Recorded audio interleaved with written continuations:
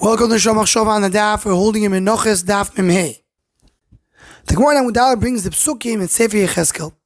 And the Gemara brings that the Pasuk says that in Rosh Chodesh Nisan there will be a par ben bakar that will be lechatos. From the Pasuk of Beis Hamikdash. So as the Gemara in the par of Rosh Chodesh is an oil, not a chatos. Says the Gemara, Miluim ikrivu b'mei Ezra kederch shekrivu b'mei Moshe. The same way in the Mishkan, when Moshe Rabbeinu built the Mishkan, there was korbanos miluim, and there was a par lechatos. So also in the time of Ezra, when they built Beis Hamikdash Hasheni, they did miluim and they brought par lechatos. Now Sefer Yechezkel Pipshat is not talking about the time of Ezra. It's talking about Beis Hashlishi. The Beis will be built Lo Silovai. So the Shita Mekubeta says, when it means the Miluim Mikuri B'nei Ezra, Lav Dafka, because these korbanos talking about Binyan Asit. But if I use Zoichim, there will be Makrivit B'nei Ezra. What does the Shita Mekubeta mean? What do you mean if there was Zoichim? So it says not B'nei Ezra. So why does it say B'nei Ezra? But seemingly the Shita Mekubeta is Miramez to the Yisod Gadol the Ramchal teaches us in the Sefer Mishkoni Elyon in the Akdama. The Gemara in a few places tells us, we're in Soita Daf Lamed Vav, we're in Brachas, we're in Sanhedrin. The Gemara says that Ruim Yisrael Asos Neis Bebia Shnio Kebebia Rishonel Shagar Machet. Meaning when Am Yisrael came in the time of Ezra, they should have had the same miracles that were in Yitzias Mitzrayim. But they lost out. Gar Machet. There's a discussion. What is Gar Machet? Mashon Yuma says that because not everybody came with Ezra, so they lost out. So Ramchal tells us, we know that Beis Hamikdash Shemalo Mechuvik and Beis Hamikdash Shemato. You have a Beis Hamikdash down here, you have a Beis Hamikdash up there. Up there in Shemayim, there's only two Batei Mikdash. There's a Beis Hamikdash Rishon and there's Beis Hamikdash Achron. Only two.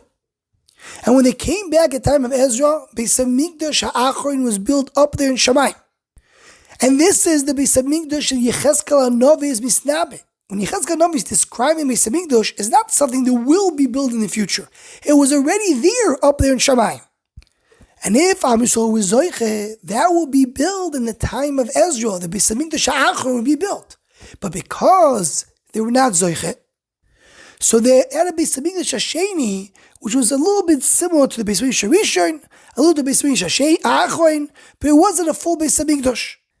And because it wasn't a full Beis Hamikdash, they didn't have the same Asheras HaShechina, you didn't have the Nisim, because Beis Hamikdash Shemato wasn't mechuven fully to Beis Hamikdash Shemalo.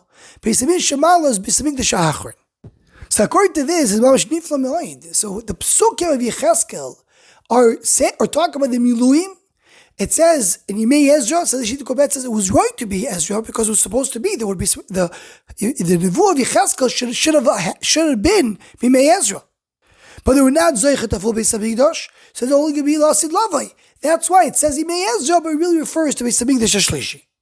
And we mentioned this year in the past. In the Gemara and the Lashonis, we never have a Lashon Beis Hamikdash Hashlishi. We always have the Lashon of Beis HaAchron. Because really there's only two Bativ. There's Beis HaRishon and Beis HaAchron, and there's a temporary Beis in between, which is a Beis HaSheni. We'll just end with an unbelievable Malbim.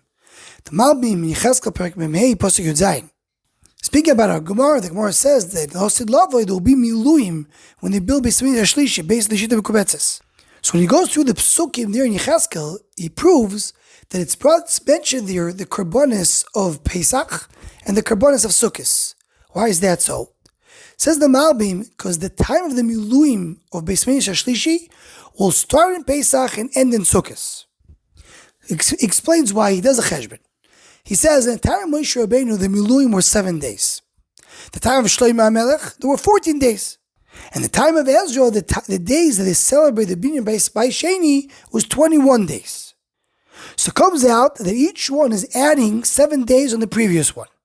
So Yimei Beis Hamikdash Hashlishi should have at least 28 days of celebration. But because at the end of the day we don't have anymore the Beis Hamikdash Rishon, Hasheni, and the time of Moshe, so when we come to the Nachlo, to the end, to the Beis Hamikdash Hashlishi, we should bring back all the celebrations, all the previous Batei Mikdash. So you should do the 7, the 14, the 21, and the 28 all together, turn out to be 70 days. Now, at the time of Moshe Rabbeinu, after they did the Miluim, the Shiva Yemei Miluim, it started the 12 days of Yemei Nesim. The Nesim brought a carbon each day. And based on the cheshbon before, so the time of Shlomo HaMelech should have been double, should have been 24 days. And the time of Ezra should have been 36 days. And the Hasidava should be 48 days. And even though it was not done at the time of Shlomo and Ezra, but it's still right to do it. And the same thing with the Gabei Miluim, you want to do all of them when you build Beis Hamikdash HaShlishi. So add 12 and 24 and 36 and 48, Sachakol you have 120 days.